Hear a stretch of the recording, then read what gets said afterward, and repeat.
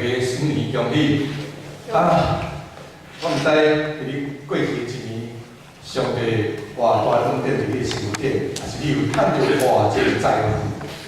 我即个昨日游位落了年长的爸母得到囝儿孙的红包，囝儿孙也得到爸母年长辈的红包，哇！大家都介欢喜吼，因为拢是财富啦吼。但是上大的财富是啥物？是遐个世上的荣华富贵吗？是遐个金钱吗？哪像毋是啊？新诗歌就要来唱大家听，讲上大的财富就是天父上帝，来听。